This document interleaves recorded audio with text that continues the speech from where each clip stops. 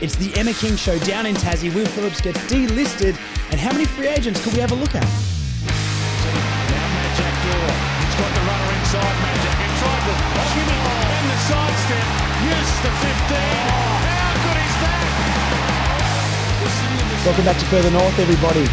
Massive episode. Lots of things to talk about. So, Chief, welcome back to the podcast. We got big brain stuff to talk about, and that's why we go to you, sir. We've got delistings.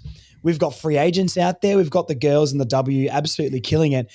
I reckon we're going to get straight into this one. This is your area of expertise. This is why we've got you on for some player knowledge. Are you warmed up and ready to go today? Yeah, big time, Josh. Can't wait. It's been a tough period without any footy, really, hasn't it? Like without any AFL. I mean, the draft has finished now.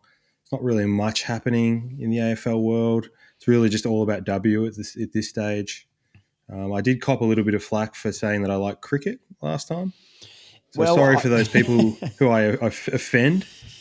Cricket's great. I don't know what anyone's got against cricket, but look, we'll leave that for when we beat England 5-0 in the Ashes. That will come up very, very soon. Don't get me wrong. I'm a little bit worried. I don't know who's going to be opening the batting. I'm assuming Khawaja and Travis Head, but hey, this isn't a cricket podcast, mate. And like I said, we got topics to talk about. North Melbourne has delisted more players, and I would assume this is our final delistings.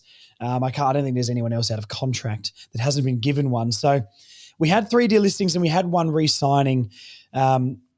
Tucker, Geordie Payne, Will Phillips, all gone from the North Melbourne Football Club. Any surprises for you there? What's your opinion really quickly on those 3? No real surprises. I think the writing was on the wall for Will Phil that he couldn't make the team later in the year. I also think that Tucker was always on a hiding to nothing really because he plays a role that, you know, we have got a fair bit of cover for now. I do know that you've pointed out, which is a good point, that Clarko does like him as a utility. But I think in some ways it's a good thing because we've kind of moved past Tucker now to a certain extent. Had a bad back injury. I feel bad for him in that sense. I loved Tucker as a player in terms of he just gave his all, but just no room on the list. And Payne, look, a lot of people not happy in the Facebook groups and Reddit and so forth about Payne and whether he got a good enough chance when he was in the ones. He was obviously a mid-season pick. I probably just didn't see enough for him in the games that he played at AFL level to really be that annoyed at his delisting. And then Harvey, I understand the Harvey one. I really do. Part of me would prefer Will Phillips because I just like Will. I like him as a person. He's a hard worker. But what Harvey has shown at AFL level is an ability to play at AFL level. You know, his best is definitely within, the 23 on game day, I would say, but it's just the gap between his best and his worst and also what he's doing off the field, you know, to make himself better and also his defensive characteristics. So that stuff is, I assume, stuff that he'll work on in the off season, but no great surprises to me.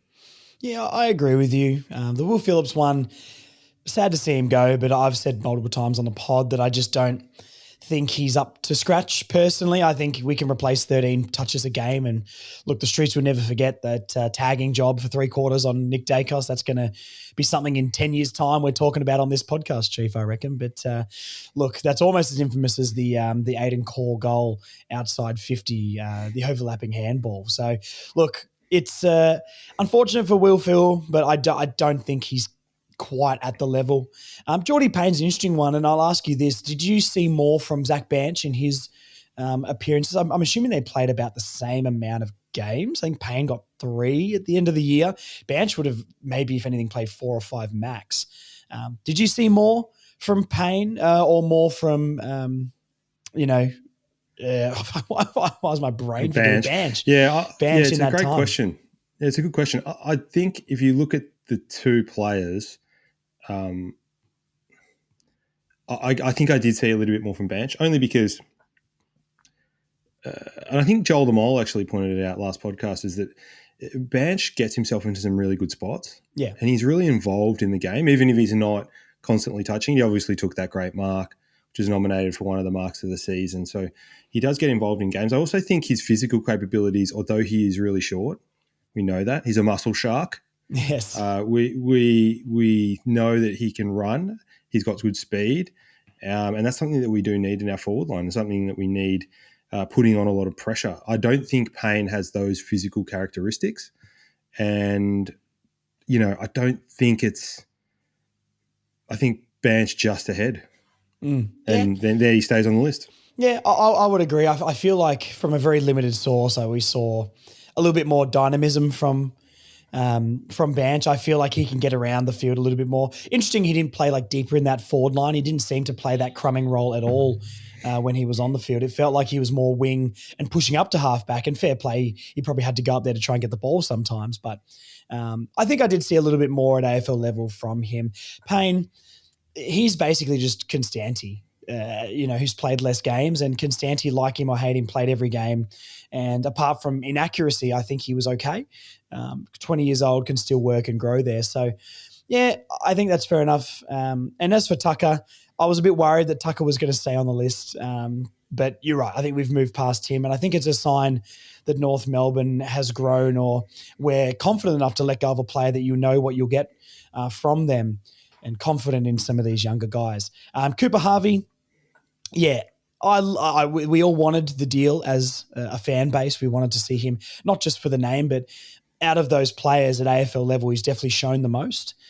He had a really good patch when he came in sort of against the Ds. And, you're right, his best and his worst can be far apart, but that's true for a lot of AFL players. But at that age, at 20 or something, whatever he is, you've sort of got to bank on the best becoming more frequent. So I think they made all the right decisions here. I think North has made all the correct calls. I don't remember exactly what we said on our Delistings podcast when we predicted them, but I think this was pretty much what we thought of who would be delisted. I know a lot of people liked Finbar. I don't know, he wasn't technically delisted, but we've had a lot of list changes. Something that we discussed briefly before we got on here is the amount of list spots that we will have going into this draft. We've got a lot of picks in this draft, and we've figured out we've got 5 list spots currently open, even after Charlie Spargo has joined North Melbourne. So I, off the top of my head, without doing the maths on it, thought that there would be maybe 3 list spots max available. We've got 5, which is interesting going into the draft. We've currently got picks 25, 26, 46, 57, 82, and 100. And you did some research before and just found out we have to take 3 players in the draft.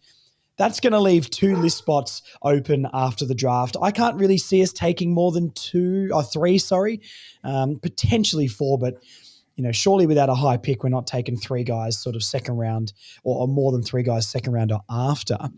And that's going to leave us open to delisted free agents, which we'll get into in 1 second. What do you think North Melbourne's strategy going into the draft might be then? We're going to have to take 3 players like we found out. We've got 5 list spots.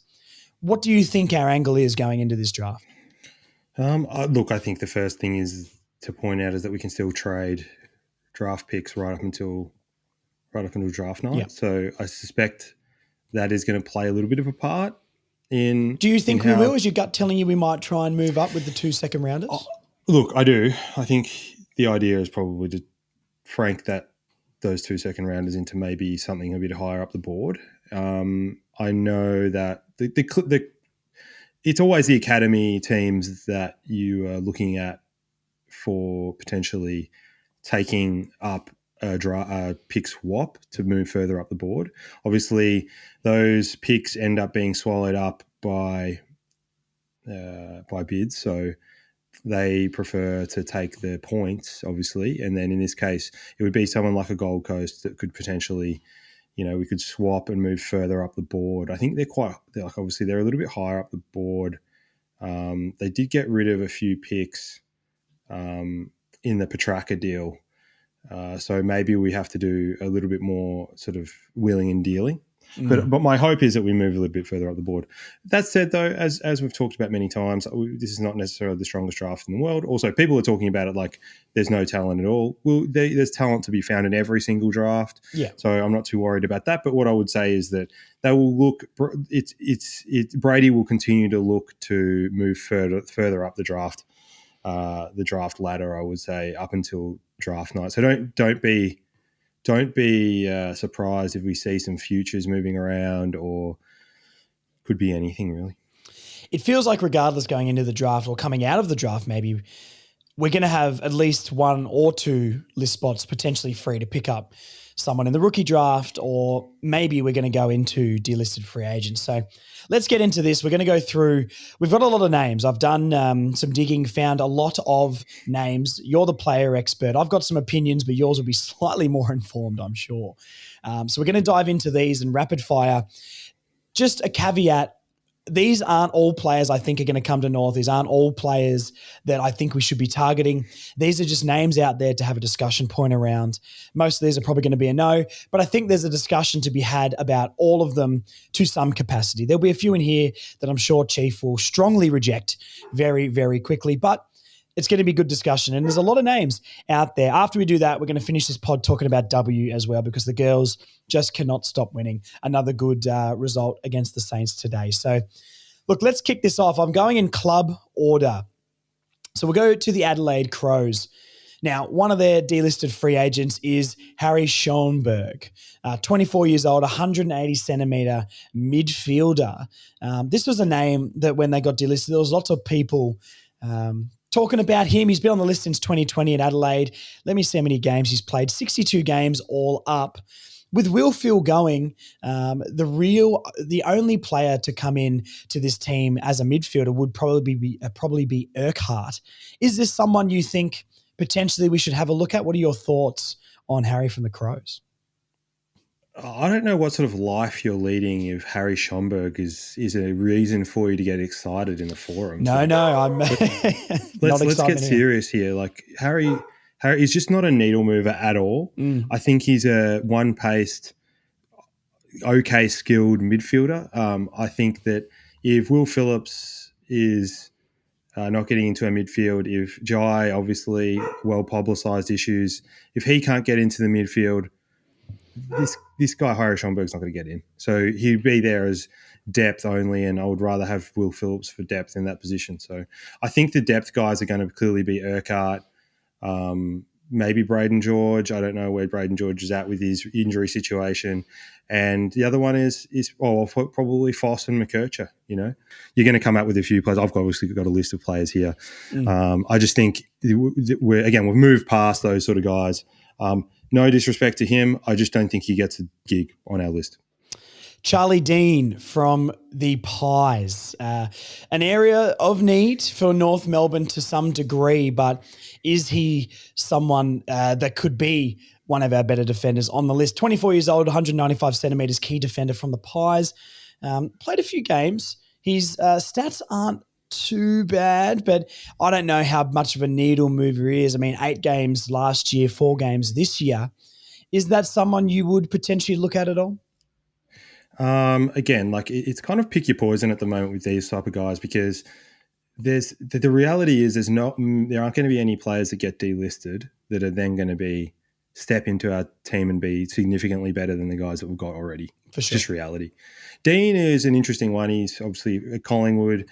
He was a relatively highly touted junior, and came from, I think he captained his school footy, and I think Collingwood really liked him, but there just wasn't a spot for him at Collingwood. I mean, they're playing Billy Frampton ahead of him.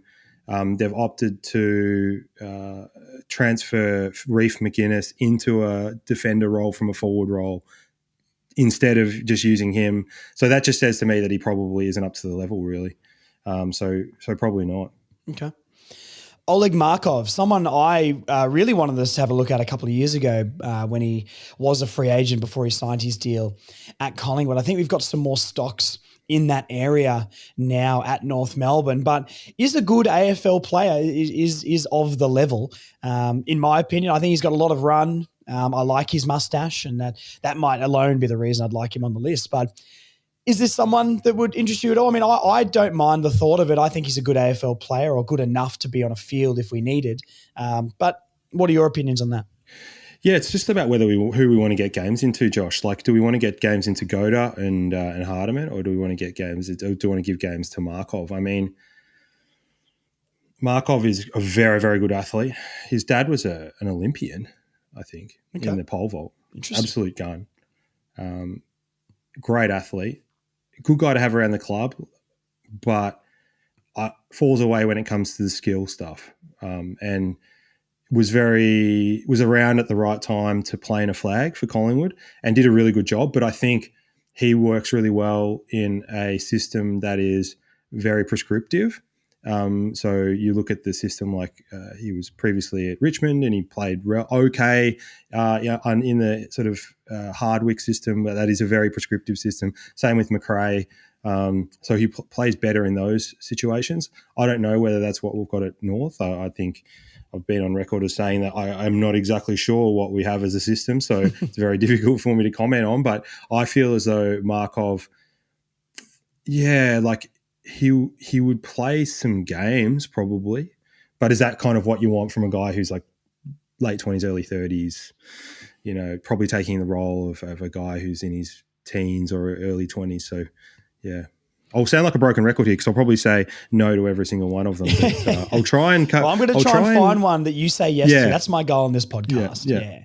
Yep. And listen along for that, guys, because the second we get a yes from Chief, we have to go after this player. That's a player we must get at all costs. Tom Mitchell. What about Tom Mitchell? Again, like he's just not getting midfield minutes in our midfield. And like it's unfortunate for him. Would he get a game? I think he would probably get more games than Markov, but I don't think he brings the point of difference that we would need in our midfield, which is probably speed, like explosive speed. Because we've got ball hunters, explosive speed and defensive midfielder, I guess. So he brings the ball hunting ability, but I don't think he complements our midfield very well. No, that is fair. I mean, with a guy like Luke Parker on the list as well, who's performed very well last year, I think, Luke Parker's going to be able to do a lot more than Tom Mitchell could do. But do we want to stack a couple of, 32-year-olds in that midfield? Probably not, especially with Tom Mitchell's injury record as well. Maybe not someone to go after. Maybe offers leadership, who knows? But yeah, I do kind of agree with you on that one. Ash Johnson from Collingwood. Now, to me, this one feels like another guy who, how is he going to play over Zerha, over Curtis, all that sort of stuff. But his name's out there once again before everyone gets in the comments. And if you're in the comments, please subscribe, by the way. It helps me out on YouTube. Like the video. Please be friendly. We're friendly too.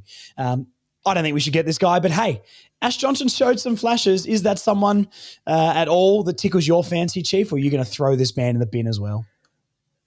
That's harsh, throwing him in the bin. I don't know about that. He's, of all of the people that you've mentioned thus far, he's by far the most talented. Absolute freak. But again, he doesn't get a gig over. He's probably more of a medium to tall rather than a Zerha or a Curtis. Like 193 listed at, but can play above his height. Yeah, I think he would play Trembath's role, basically. Yeah. That's what I mean. So are we happier to have Trembath there than Ash Johnson? Probably. I would say so. Basically.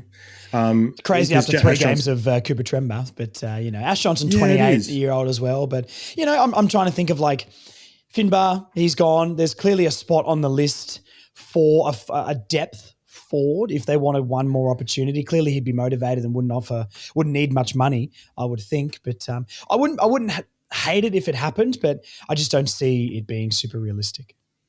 All these guys are coming for a bag of crisps. I just want that people to be out there. People are going to go, we don't want to spend the money on it. Trust me, it's minimum wage for AFL footballers. It's that 150, 200 grand plus match payments. It's not going to break the bank. Another guy that I assume you're going to start mentioning is Mason Cox. I actually didn't have Mason Cox on this list. No. This is the guy that, as I said, maybe if we're looking for more depth, he's the guy. Like Already had and his chance to come to North, mate. I remember seeing a video of Aaron Mullett roving some mean taps before he was signed to Collingwood. And when Aaron comes into the barbershop and he's told me about this day at North Melbourne where Mason Cox came down and Brad Scott asked him to rove the taps from this tall, gangly American bloke who's never seen a Sharon in his life. And he goes, he was the worst player I've ever seen. I can't believe this guy's won a flag and contributed into finals. But fair play to Mason Cox. Is that someone that is this the first yes we're getting on the pod? It's definitely not a yes. And I don't want the people in the YouTube comments to absolutely blow up at me because I'm not saying it. I would say of all the DLFAs, You got it. I think he probably has the most upside for us because in a situation where, we're sort of talking like for like a little bit, like who would you rather, Teakle or Mason Cox? Genuine question. And the answer to me is Mason Cox because he's got the runs on the board. Like he's actually showed a game where obviously it was a while ago, but Richmond versus Collingwood prelim final where he kicked 5 or 6.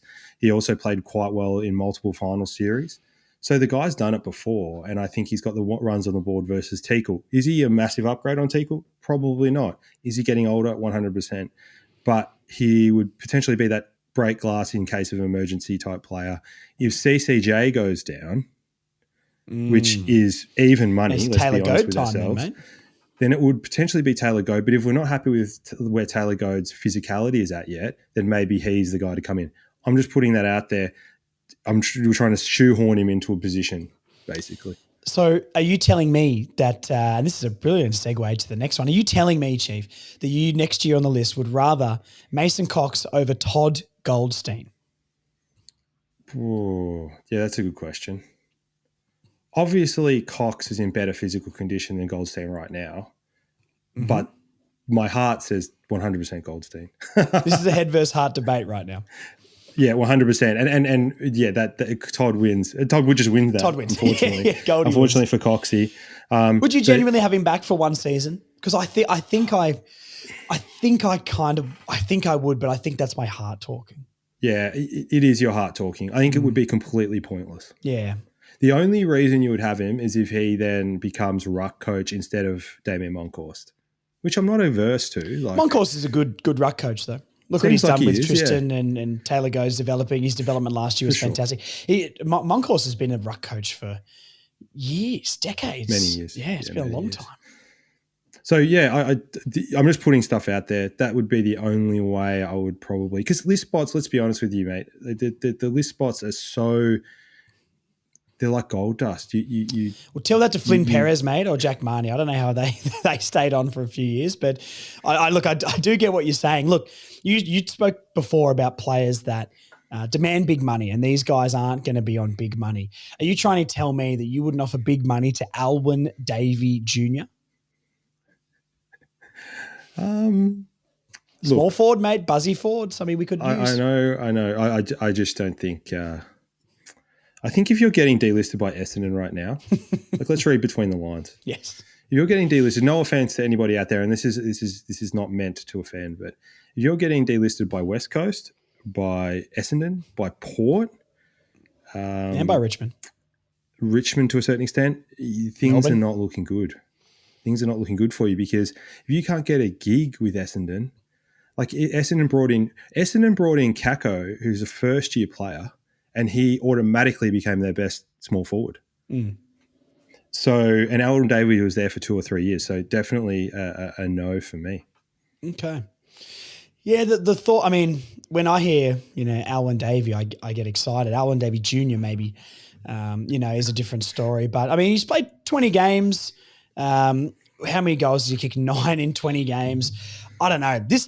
What he's was meant to be for the Bombers is exactly what I would like to trial out as a 20-year-old on this list. But do I think he would make it? I don't think so. I think you're right. If you're getting delisted by Essendon at this point, I don't think that serves you very well, except Todd Goldstein, because we love you so much. Speaking of guys who got delisted by Essendon, we've actually got 2 more players on the list here. Someone I'm sure, and the stats aren't even that bad. Ben Hobbs, listed as a medium forward, but can play different positions. 22, 183 centimetres. I mean, 15 disposals a game, nearly 4 tackles a game, nearly 8 handballs a game. The stats aren't that bad, mate. Bring up Will Phillips' stats. Compare them. No, genuine question. Okay. Genuinely bring it up because I'm telling you right now, their stats won't be very much different of the two players. And I would say that Ben Hobbs is a really good trier. Like he works his guts out, and I respect him for that. I respect him. He just brings nothing to the table from a physical standpoint. Like he would have been a really, really good 90s footballer. Let's compare the pair here. Same incomes, same superannuation. Yeah, you can do this on the AFL app actually for people out there if you wanted to. You can in the stats section. I'm gonna tell you what Ben Hobbs got, and you're gonna tell me what you think Will Phillips averaged. So okay, go. 14.9 disposals a game for Hobbs. What do you think Will Phillips averaged? 13.6. 14.4. So we're 0.5 a disposal away. Handballs, 7.7 handballs for Ben Hobbs. What do you think Will Phil averaged? 9. 9.3. Wow, This is good stuff. Heavy handballer. Yeah, tackles, 3.8 for Hobbs. Will Phil? 3.3. 5 tackles a game. Very interesting here, and I guess it's because of where they're listed on the ground. Elite in tackles, 3.8 for Hobbs, but only above average with 5 for Will Phil on the AFL website because one's a medium forward and one is a midfielder. Really, I mean, one for you Supercoach people out there. Yeah, so just there you stay go. on top of, okay? Yeah, you're damn right. I mean, look, and just to move it on here, I mean, kicks 7.2 for Hobbs, 5.1 for Will Phil, 2.1 marks for Hobbs, 2.4 for Will Phil, and 0.3 goals for Hobbs, but obviously it's clearances on the AFL website, 4.3 from Will Phil. So you're right, you're spot on with your analysis there. Very, very similar stats, and I get you. The worst part about those stats is that Hobbs should not kick it. Hobbs should handball it, and he kicks it. Yeah. And that's one of his big problems, is he is not a good kicker of the football. So No, that's fair enough. And look, I'm going to reiterate this once again. This is why you're here, mate. This is why you're here. And there's 2 more Bombers players I've actually got here.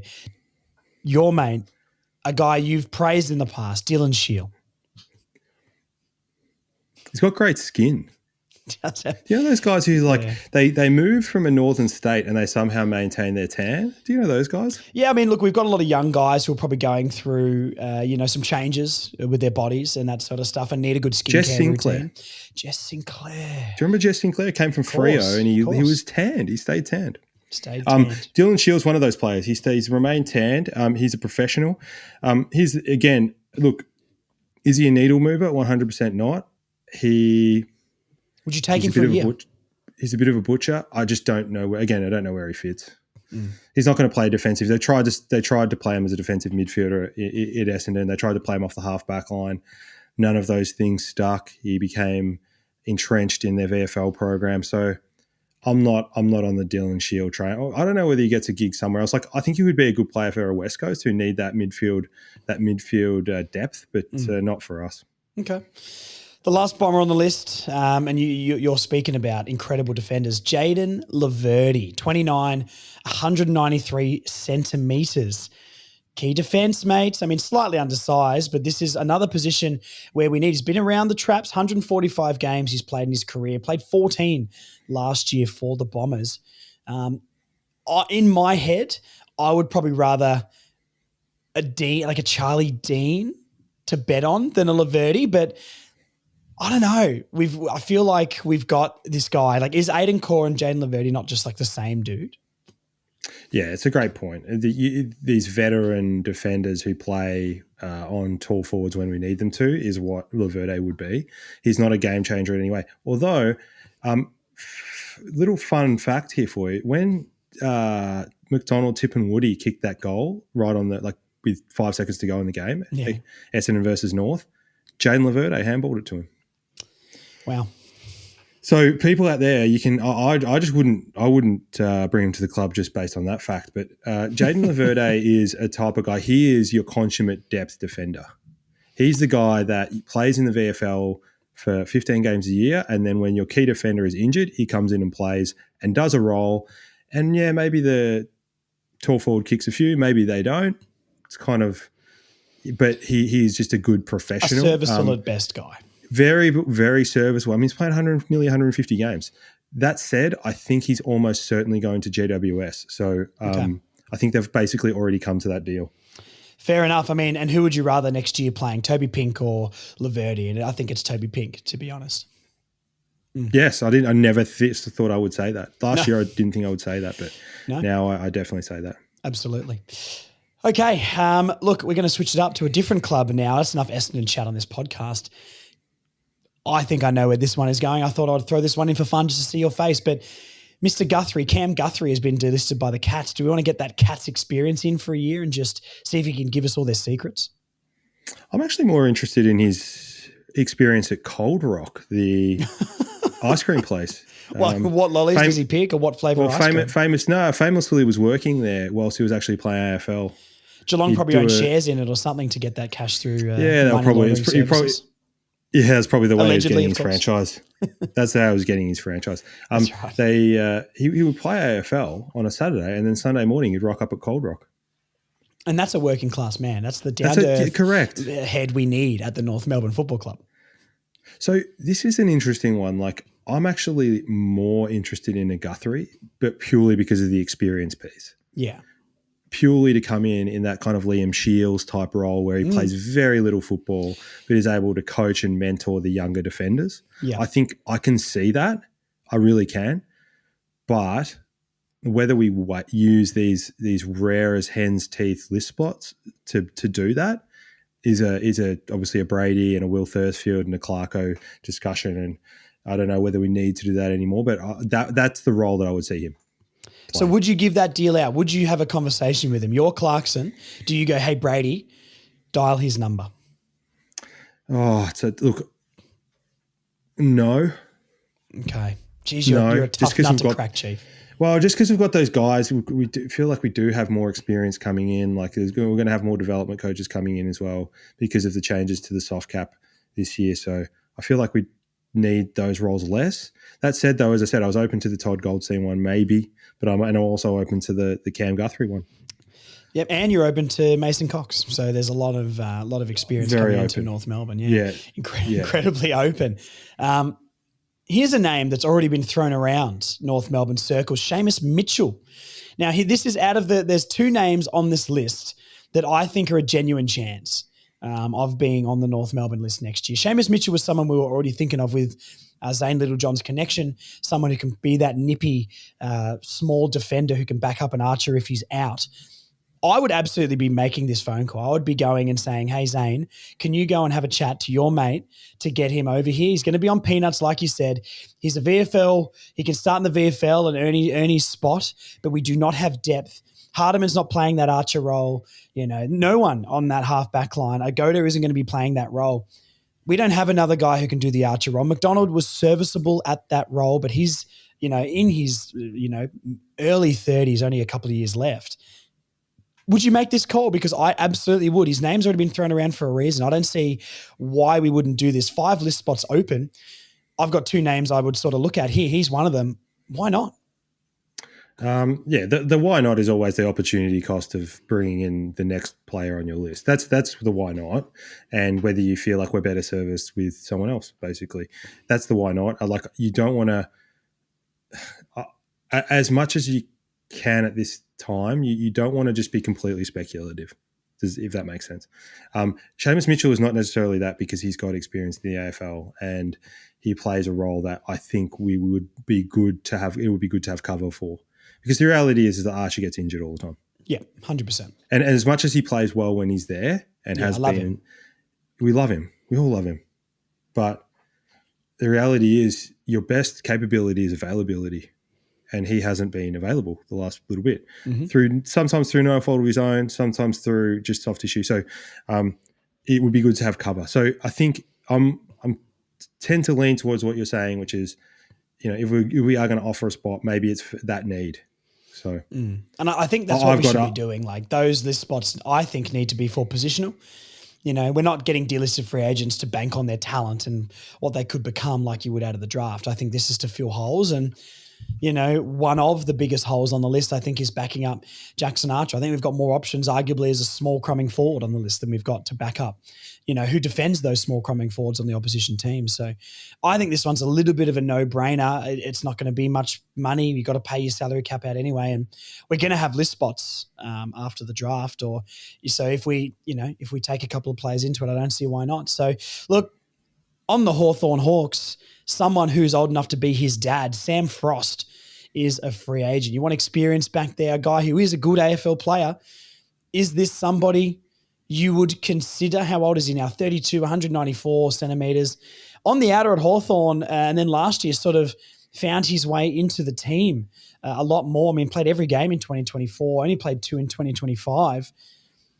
Do you think, the first question I'll ask before we talk about Sam Frost in particular, we're throwing up a lot of these late 20s, early 30s defenders that have been delisted, key defenders. Is that a spot? Is key defense, if it's not going to be our first or second best key defender, someone we should even target? Is that a waste of a list spot? Yeah, it's a really difficult question, and I don't really know the answer, to be honest with you, because I look at it like, if you take Brady at his word, back him in. They're just going to rely on development, aren't they?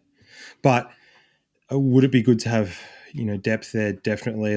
The question is, I guess, does he play? I think he does, probably. Do you really, over Griffin Logue? I do. I think he's better than Core at the moment.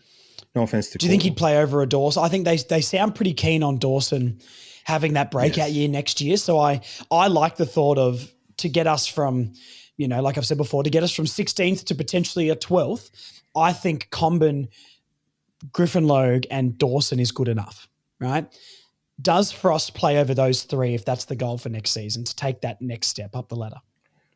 I think there's an argument to be made for Logue, and Pink for sure. Well, does Pink play over Frost? This is the other thing, right? Does Pink play over Frost for you? Yeah. So then Frost is our fifth best key defender.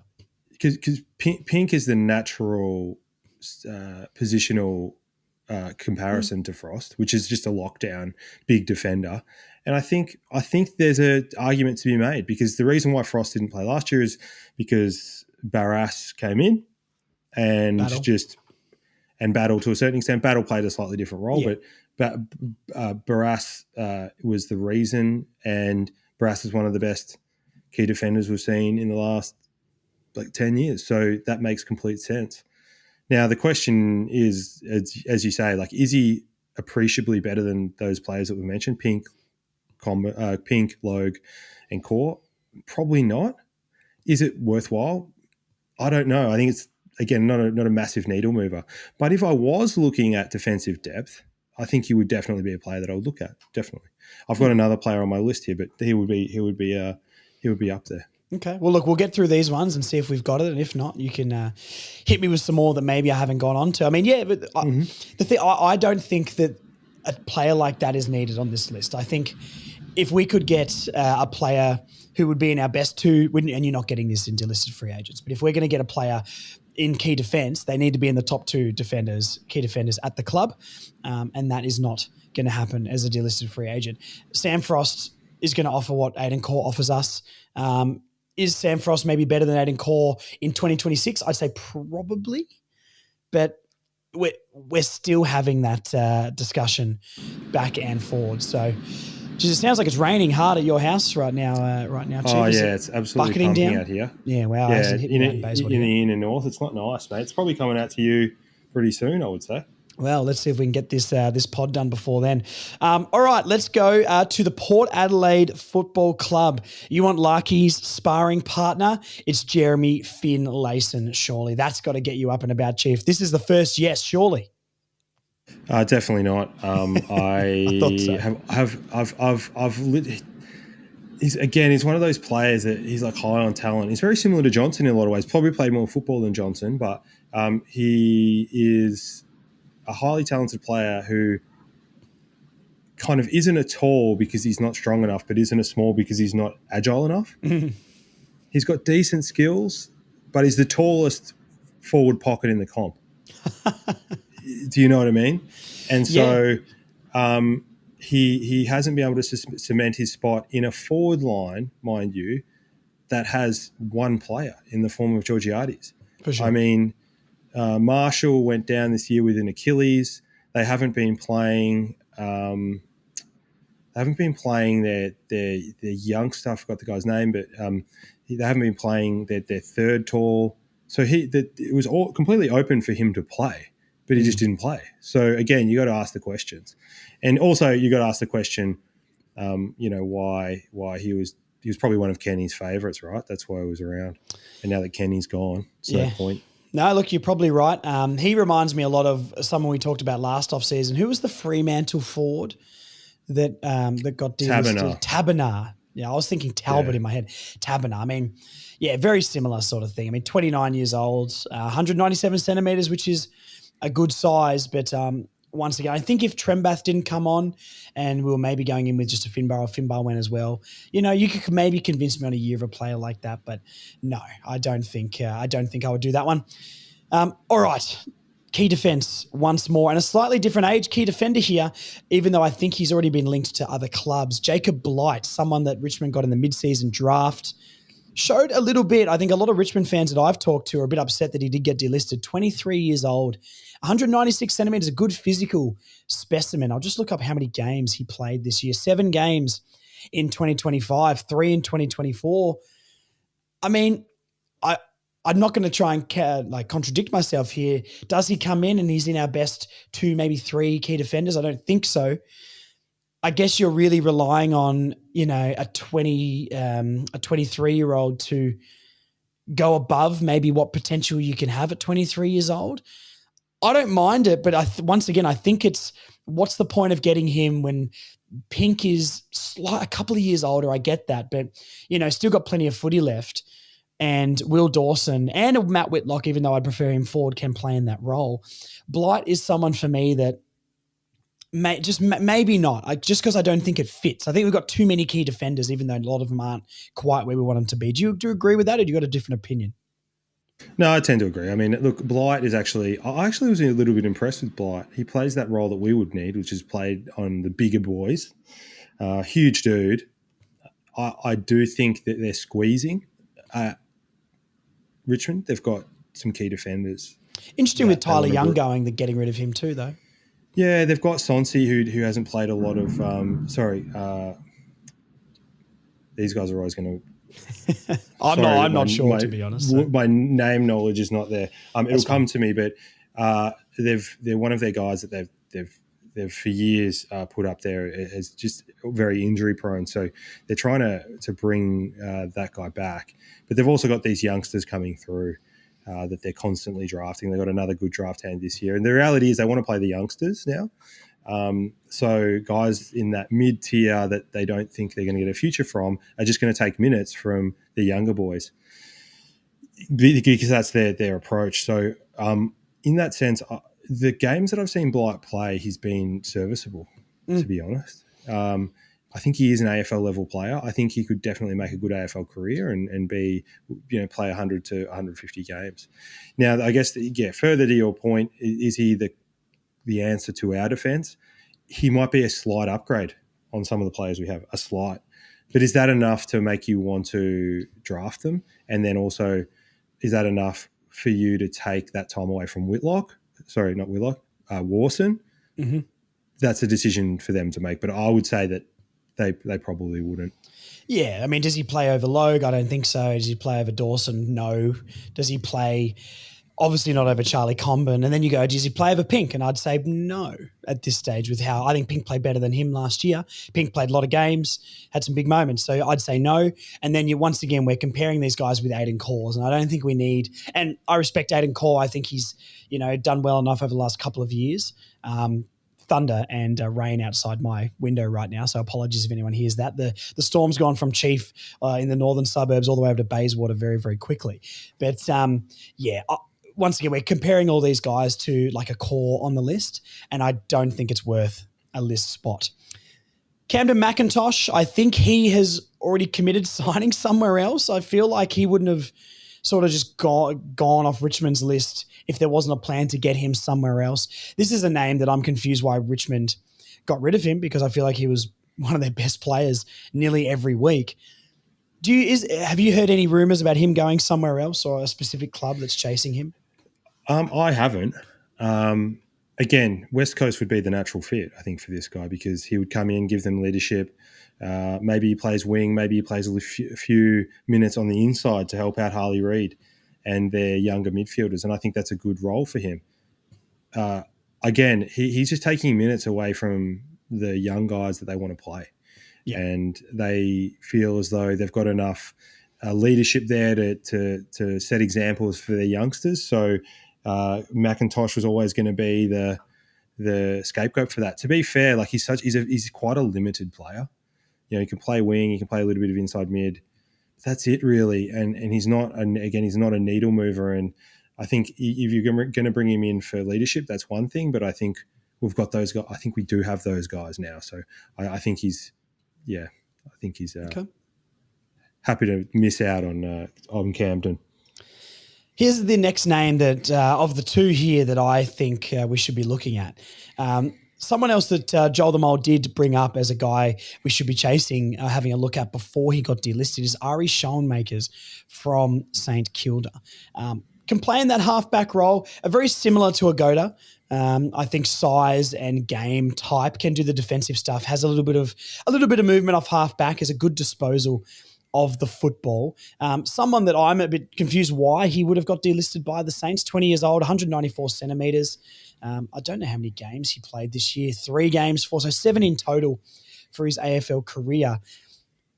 I think someone like this would be good on the list, but we do have a lot of players in this halfback role. It's more just, I think he can be a good AFL player. I like in the short spurts we've seen from him and the way some Saints fans I've chatted to have talked about him, I think he could be a good AFL footballer. He's a good size. We did look at a Jai Sarong, which I think can play a similar role to what a Schoenmakers can with his body type and his height, his disposal ability. He's got the defensive side, but if he's caught up the ground, he's not useless. I wouldn't mind this as someone we look at and could potentially offer a 1-year deal, a 1-year lifeline too. What are your opinions on Schoenmaker?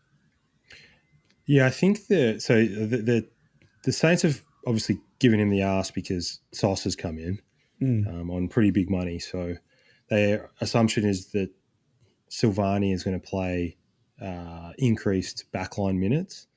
And therefore, your depth chart just moves one position down. He just moves one position down the depth chart. And Wilkie is going to be there no matter what. And then they've also got Caminiti, who's there to play on the bigger players as well. So he's more of a hybrid, is what I would describe him. He can play on tools, but he can also run. Mm-hmm. And that's actually quite a rare commodity because they can provide rebound, but they can also play on that second tall forward. I had my eye on this guy for a very long time because in his draft year, he fell quite a lot. He was, at the start of the year, he was projected to be in the top 10, and then he ended up being picked 52 or 50 or 60 or something. Now, the interesting thing is that the controversy was that he was involved in some sort of bullying issue where he bullied like a disabled kid or something like that, okay. I think was the story. When he was in his draft year. Oh.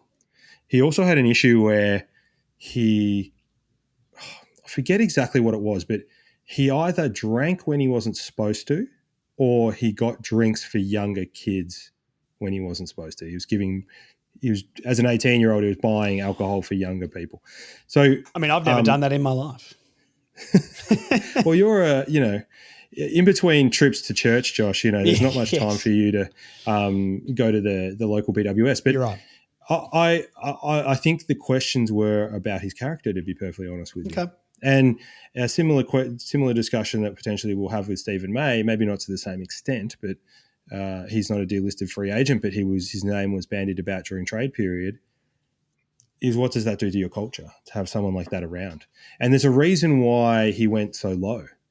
And the reason why wasn't his football. So clearly there's something that everybody knows about that they're not happy with. Okay. Well, yeah, look. Now, in terms of just skill, yes, for sure. I actually would give him a go. Yeah. But the question marks are what is he like off the field and what is he like for our culture of our club? No, look, fair enough. I wasn't aware of any of that sort of stuff. I think it's an interesting one. I mean, he's only 20 years old, right? If you're 18 and buy a 6-pack for a 17-year-old, I don't know if that's too harmful personally. Not saying that he hasn't done anything. I mean, bullying people is not good, but once again, everyone's been young and dumb. Have I ever bullied someone when I was a teenager? Probably. So look, it is what it is. If there was one coach that I would trust to be like, pull your head in, mate, and don't screw with me, it's probably Alistair Clarkson as well. So look, this one's a yes from me personally. Have we got a yes on this one from you, Chief? Yes, with a but. Okay, I'll take it. That's the yes that I was. That's the best yes I think we're going to get out of you. Actually, you know what? No way, because this next player must be a yes from you. Zane Cordy, a key defender, 28. 195 centimeters. Hey, key defense, mate. This is the same discussion we've had a lot. I mean, look, on paper, I'm like, yeah, why not? But no, I don't think this is someone that I'm going to get a yes from you here, and neither from me as well. I mean, look, give me 30 seconds on him, then we'll go to the next player. Zane Cordy played really well for the Bulldogs when he was playing there. Yes. So in that sense, he's got that good experience from that team, but I'm not really a massive. I'm not a fan, but also I'm just like we're scraping here, aren't we? Yeah, I mean, yeah, you're right. At the Bulldogs, he was good, and this is a name that I genuinely forgot about, and I'm like, Zane Cordy. I didn't know he was really still hanging about. And yeah, I didn't really know he was on the Saints, to be honest with you. I mean, 3 years on the Saints, 14 games in 23, 8 games in 24, and only 1 game in 2025. The Saints have been off all their tall defenders, but had a decent career at the Bulldogs. There was a few years there. I mean, looking at it here, 17 to 22. He played a lot of games, and I'm assuming he was in that. Not in that premiership. He played in that lockdown grand final, not the premiership, but the game that they played over there in the grand final. So look, I don't know. It's a weird one. If you asked me this 2 or 3 years ago, I'd probably be like, why the hell not? But that's clearly what the Saints did, and it didn't turn out very well for them. So no, we're not going to get Zane Cordy. What about Robbie Fox, Chief? Sorry, did you have a point there? Oh yeah, Zane Cordy's uncle used to live next door to me. Oh, great. Great bloke, Neil. Shout out to Neil Cordy. Great Bulldogs and Sydney player. In the media up in Sydney now, so he's a really good dude. Okay. Well, look, is he as good as Robbie Fox, mate? Has Robbie Fox going to move the needle for you at all? Neil Cordy had a much better career than Robbie Fox. Okay. That is the uncle of Zane. Yes. Robbie Fox, I like Robbie Fox. He's one of these hybrids, talls and smalls. He's not setting the world on fire from any sort of physical perspective. His skills aren't top line. He's not a massive needle mover. I think he's one of those guys who they brought in just to play on Jeremy Cameron. Like he can he can run up and down all day, and he can keep up with Jezza, and he's slightly tall. So they just play him on Jeremy Cameron. Again, I just don't think we've got room on the list. No. Good-looking guy, though. Yeah, look, I'm looking at his photo here. Nice helps our eyes, calendar. Strong jawline. Does help the calendar if we need extra revenue from the sales. 32 years old, though, so probably not. He's one of these players that I'm looking at, like an Ollie Florent, that felt like a staple through the Longmuir days in this Swan side. And then as soon as Cox came along, he's just wiped a couple of these guys who I think are really solid AFL players off out of the list. So, yeah, look, a few years ago, maybe you could have done it, but he's a bit of a medium player. We need either a small or a really tall defender. We don't really need those medium guys as much. But look, speaking of tall guys who play for the Sydney Swans, Aaron Francis, does that get you going at all, Chief? Aaron Francis up in the forward line, a big red-headed man. Imagine Toby Pink at the back and Aaron Francis at the front. This is exciting me. I don't know about you, but I'm getting excited about this. Where do you see Aaron Francis in North Melbourne next year? Surely it's a big yes. How do we bring these names out? Like the level of mediocrity in these names, absolutely no offense to these players. It's just like one after another. I'm having to choose between Jaden Laverde and Aaron Francis. Like what and purgatory are we in right now? No. Not at all. You should actually, what you should do is read the name out and then just go, no, you're not going to like this. I'm not even going to ask you the question because there's no way Aaron Francis is ever going to come into my calculations at all. Interesting. I mean, played 10 games, mate, in the year gone by. He's played 84 games in his career. Apparently, I'm assuming he must have been a defender for a lot of his career at Essendon because he didn't kick many goals. For listed as a key position forward, 84 games, 18 goals for his career. So I'm assuming, unless he's just really bad, somehow got a game. He could take a really good grab, Aaron Francis. I mean, for a guy that looks very pedestrian, he could take absolute hangers to his credit. But, he had his own problems. He had his own mental demons, I think, that he had to overcome, and that was part of his moving from Essendon for Sydney all those years ago. But he was a real bit part player for Sydney. They brought him in and kind of missed to fix it, but he didn't really end up fixing anything. Well, surprising, mate. I thought you were going to bite on that one. I mean, look, we've only got how many names we've got left here? 1, 2, 3 names left, which is incredibly exciting. I mean, one of these we're going to put a line through already. I think Liam Jones, spoiler alert, is on here, but he has gone to Brisbane, I believe, on a 1-year deal. So we're going to scratch that one. So 2 names left. Jack Petruccelli. Now, that's a cool last name. He's going to bring a lot of flavour to the kitchen down at Arden Street with a name like that. A medium forward. Do you think he's got a funny-looking head? He's very square with a triangle on the top. So, Robbie Fox can maybe balance out the looks department. Jai Simpkin, is going to be one of the guys who balances out the looks department for this. Is that a name that would potentially get a yes from you, Chief? Look, I mean, they've got him there as medium forward. He's actually a small forward, and I actually think he's got really good speed. Mm-hmm. And I put him in very much in the Constanti mould, to be honest. Not a goal scorer. With probably a little bit more speed, probably a little bit more goal sense, but without the hard edge of Constanti. Again, look, I sound like a broken clock, so sorry to the people who are listening and watching, but yeah, I just can't see it happening. I'm not going to waste a list spot on Jack Petruccelli. Although, look, had some decent games for West Coast as a small forward. But again, if you're getting delisted by West Coast, it's not good signs, is it? It's not good times, mate. No, and look, the last one I've got on my list, and please, if you're still listening to this fantastic chat that we're having here, everyone we're talking about, I want your yeses and nos down in the comments. I want to see, is Chief just too harsh? Is he a tough nut to crack? Is he too picky? Let him know, because Aaron Francis could be on our list next year, so you never know. Jason Johannesson has been delisted by the Bulldogs. Runner-off halfback, premiership player, Norm Smith medalist, I believe. 181 centimetres. Played a lot of games. This guy, 32 years old, which, is old. With him and Caleb Daniel can be linking up off halfback. Johannesson, I like his experience, but what do you reckon? 2 things about Jason Johannesson. Yeah, great experience, rebound defender, knows what it's about. Decent kick, very injury prone over the last couple of years. Although this last year actually played more games than I thought he did. I think he played maybe 16 games last year. Let me check. Maybe 16. Just yes. check for me. So I've done no research for this, by the way, Josh.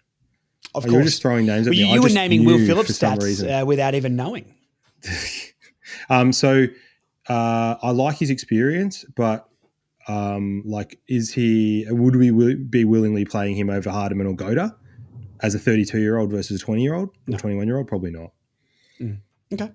Well, look, that's my entire list, mate. Have you got any to add before we go to AFLW chat? Yes, I've got a few to add. Number 1, Devon Robertson.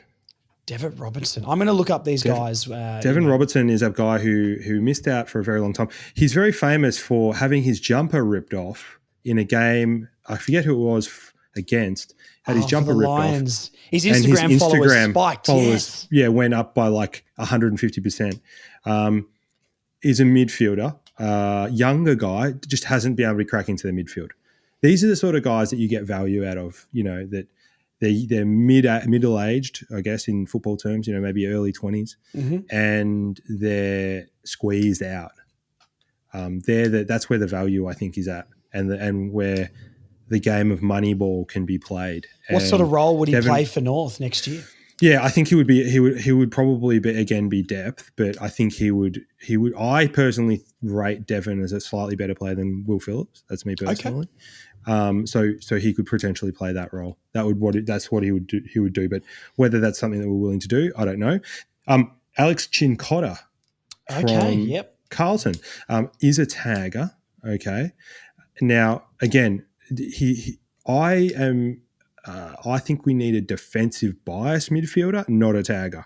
Two slightly different players. Tagger just obviously sticks on the good AFL midfielder, your Dacos's, your Bonds, your Cripps, and prevents them from getting the ball. A defensive bias midfielder is just the first back when we turn the ball over. They're sweeping the contest. They're running deep into defense. They're very quick to switch on. They're good tacklers. Whether Chincotta can play that role, I don't know. But He's incredibly bald as well. The baldest man. He's very bald. Yeah, very bald. Very jacked though. Jacked. We don't have a bald, jacked guy, which is could be a good Pitbull impersonator for the locker room for morale as well. Definitely. And the final one is a guy called Ted Closey. Okay. From Geelong. Kind of a half back, half forward midfielder type guy. Again, squeezed out from a very good program. There will be value to be had with Ted. But again, our problem is that we're kind of stacked in those positions right now. And so bringing someone in, they'd just basically be depth. Yeah, no, fair enough. I'm just looking at him. What he plays career high in games this year. In 25, he's played 9 games, 24-2 and 23-1 games. So, yeah, there's a lot of these players available, isn't there? Those mid 180 to 190 centimeter players. And I guess there seems to be an influx of those guys getting delisted at the moment as well. So, yeah, you don't see, there's a massive clap of thunder that's outside. So I'm getting scared, Chief. I need you to give me some yeses here to make me feel a little bit more safe in my apartment right now. But I've given you two. I've given you Mason Cox, sort of, and then Schoenmaker's yes, but. And Aaron Francis. And Aaron Francis. No offense to Aaron Francis. Aaron Francis will be a very, very good suburban footballer. He'll get a lot of money playing suburban football. Fantastic. Robertson, Chincotta, Closey, those three, which one are you going to pick for our list next year? Robertson. Yeah. Just for the Instagram followers, man. It's engagement. I imagine what's the guy who used to play for the Giants, who did their social media stuff, who got delisted? The guy with the blonde hair. I'm not sure. He's actually their main guys moved to Tasmania. I don't know if you heard that. Their main social media guy. I did hear that. I mean, Tassie, great get, the biggest get I'd say so far. It's got to be on big money. Big money. I'll be there for Tasmanian social media. I want to know this guy's name. Cooper. Cooper Hamilton. Cooper Hamilton. Yes. Yeah. So Devin Robertson is our Cooper Hamilton next year. Fantastic stuff. Maybe. All right. It's time for a slightly more serious chat because the AFLW is, I mean, my God, these girls cannot lose a game and they're not going to lose a game all year. And if we don't win the flag, I'll be pissed off. 67-21, we beat St Kilda down at North Hobart. Beautiful day down at North Hobart. It's absolutely teeming down outside in Melbourne, so I'm glad they didn't play in Melbourne today. It's really just a case, and look, doing these AFLW reviews nearly every week, which I love because it's successful football and we don't get to talk heaps about that here. I'm struggling to find new things to talk about with this team because they are just such a unit. It's like clockwork. Look, this team is humming. We just kept chipping away the entire game. Do you think, I mean, we're looking at a dynasty here, and this is the way I'm trying to think about this game. Was there a second of this game that you thought, geez, where there's some sort of doubt here, or it was just us adding a couple of goals to the total every single quarter on the Saints? Yeah, and I think one thing that's quite clear is that how dangerous the whole team is, but certainly the forward line. Just so many weapons that not only can we dominate the game from a territory perspective, but we can also move the ball from back to forward so quickly, and our runners are so explosive that we can score in a hurry as well. So you can't play just for a specific style against the North Melbourne women, because if you play a style where you're trying to trap it in your own forward line, we'll beat you out the back. But then if you play this kind of defensive style where we're playing it all in the opposition half, then we're inevitably just going to score. So I think it goes to show that the level of talent on the North Melbourne women's team is just so much higher than other teams. No offense to them. The other thing which is interesting is we actually have a few injuries. Yeah. Like Mia King is out, King's out. Gat is out, Yep. Shearer Bresnahan. is out, Bresnahan is out. Like we've got all these gun players that are on the sidelines at the moment. Carney didn't play today; she was managed. So you've got all these gun players sitting on the sidelines, and I think the problem, Josh, is going to be. Look, I'm not going to talk dynasties right now because you just worry about the next game and then you worry about winning. Of course. The problem with really talented teams, and we talked about it sort of happening at Brisbane at the moment, is that people get squeezed out because they want to play football. Women's is even more so because they want games. I mean, it's not necessarily about money as much, but you want to play games. And you saw it in the past with I think it's Caitlin Ashmore, who's playing for the Hawks now.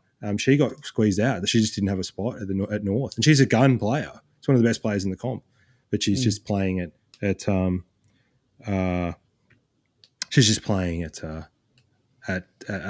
level slightly below our midfielders. So I just want to shout out to Josh to a few players who I thought really played well today.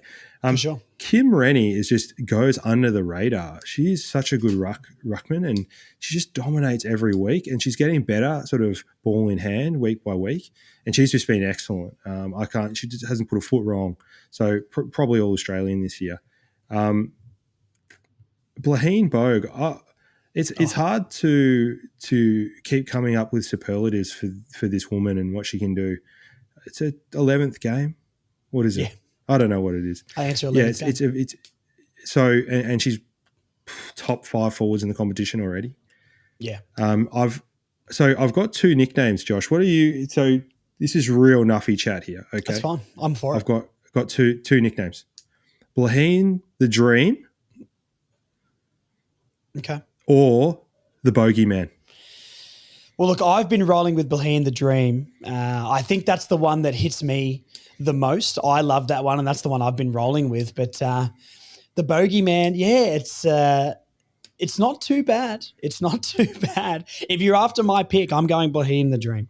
I think that's the one for me that because it's genuinely a dream to watch that girl run across the football field and snap bananas at Windy Hill from the boundary line. But look, I know what you're saying. The whole season we've constantly praised her for, her first year playing consistent AFLW football and being so dominant. I mean, her one-on-one in the forward line is just absolutely unstoppable. There's a few players from this one I might chuck out there as well, and I'm sure you've got more names to add. Erica O'Shea's work rate around that half-back line is unbelievable. And look, we can talk all day about ab routine and her ability to make bolognese because they're two of my favorite things about her. But she does not stop running. And every single time she'll get that ball around halfback, she's so direct getting it forward. Or if there's a mark just back from the center, she's consistently roaming around the back sides of them for the overlap handball per se.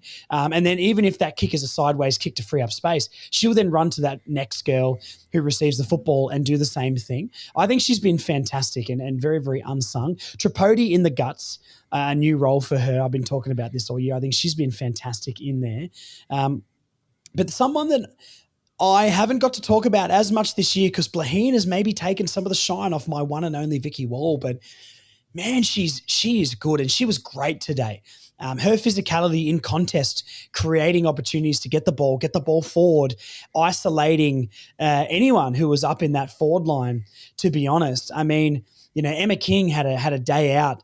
Talia Randall's always so threatening down there. Blaheen one-on-one, but her ability to get the ball from contest into the forward line quickly so our attackers have one-on-one opportunity is a massive reason why we score so heavily in this competition. And I think this was this might have been her best game of the season. And her left foot, it's Malcolm Blight-esque how far she can kick the football in the AFLW. If there was a kick after the siren 70 out, I hope she sends the barrel because it will recreate a legendary moment. She is. I said it maybe against the Richmond game. She's kicked 155, Josh. We saw each other actually at the Richmond game. We talked about this. Of course. Talia Randall kicked the first goal of that game, and Vicky Walls launched one from inside her own 50-metre line, so inside the defensive 50, and it's cleared the back end of the square. Crazy. It's a massive hoof. And like she got injured at the end of the game. I think it was just a little bit of an ankle roll. I think she probably misses next week just because it's a 5-day turnaround. Yeah, precautionary and then last you kind round of get as well. her. You probably get her, cherry right for finals. But yeah, for sure, I think that all those players. I mean, O'Shea, she's been a huge improver. She's been excellent. Another player who's managed to maintain their tan coming to Melbourne. Of course, the Irish She's not been outstanding. necessarily known for the best tans around as well, but yeah, you know, her and Jai Simpkin, I reckon, hitting the beach and bronzing up. It's they're mates I'd like to hang out with and go to the beach. I mean, they can help me out because I'm the palest kid out.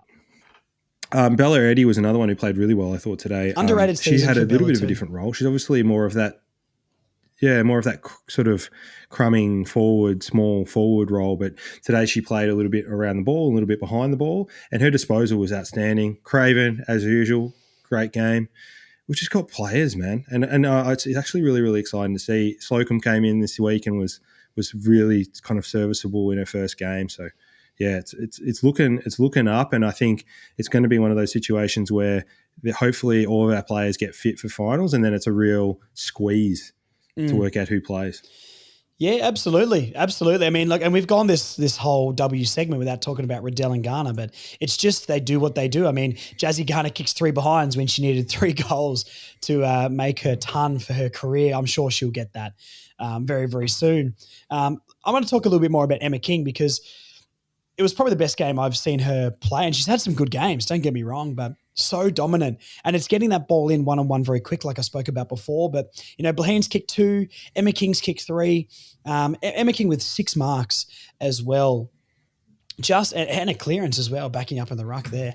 It's probably her career game for me from what I've seen the last 3 years of watching W. I think she was fantastic. And we're going to try and do some Vicky Wall Club Champ votes here before we finish up. But I'm going to set a rule here because Garner and Riddell are out in front by so much. I'm going to pick 3 that aren't Riddell and Garner this game because as much as Riddell's had 42, watching the game, I think there was other contributors around the ground that maybe unlock these 2 every single week. And I would like to give a little bit of love to them. I'll look up the Vicky Wall Club Champ current standings, but I believe those 2 have already locked up top 2. We can give one of those votes if you would like to, but I mean, Riddell has won it. I mean, Bogue can't even catch Garner, and Garner cannot now catch Riddell. So Ash Riddell is officially the winner of the first Bricky Wall Club Champ, which is very exciting. We're going to give 3 votes to players who aren't Garner or Riddell today. Who are you going to go with these? There's a lot to pick from. I think Vicky Wall has to have votes in this one. I think she was fantastic. I think Erica O'Shea has to.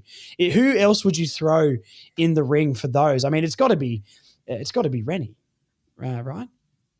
Oh, I'm sorry, King. King. Yeah, it's King. It's Bella Eddy. I think today was outstanding. She had high Amy teens, Smith early had an 20s underrated touches. season too. Smith was good. Yeah, I mean, I think apart from that, like, and obviously the Dream. So, I think the Dream. Here's the thing about the Dream. She does a lot of stuff that she kicks goals, yes, but it's her game now to outpoint people. Not even in the forward line. She outpointed some people on the wing and started a lot of scoring chains. So I think she's got to be in the votes as well. Yeah, it's tough. 3 to give. I mean, I'm locking in Vicky Wall because I think her ability to win from contests and get it forward quickly was fantastic. I think we've got to give Emma King votes in this one as well.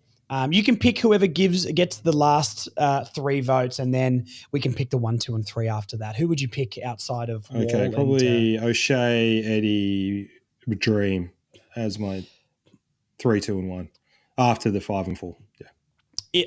Would you rather O'Shea or Bogue? I think, but yeah, probably O'Shea above Bogue, just because the Dream has just had such a good year. It's kind of like it is what it is at this point. It's LeBron James numbers. We're just like, nah. Yeah, exactly. Yeah. If we give 3 to King, 2 to Wall, 1 to O'Shea, do you think that is fair, or would you go a different order? Yeah. No, that works. Okay. All right. Yeah. Well, that's the podcast, mate. I think I'm interested to see everyone's thoughts on this one. Please, if you're still here on YouTube, subscribe to the channel. It helps me a lot. Like the video and put your thoughts down below. Who out of those names that we read off before would you take at North Melbourne Football Club? What are your thoughts on the delistings and the 1-year contract for Cooper Harvey? And of course, give me all your AFLW opinions because these girls are humming into finals and I'm very, very excited to watch. Chief, thank you for jumping on another Further North pod. Of course, we're going to get you on. Joel's going to be sniffing around this joint as well when it comes to draft. It's his domain. But when we want hot takes, when we want opinions, we know where to go. It's Big Chief. Thanks, Josh. And to all the fans out there, thanks for listening on.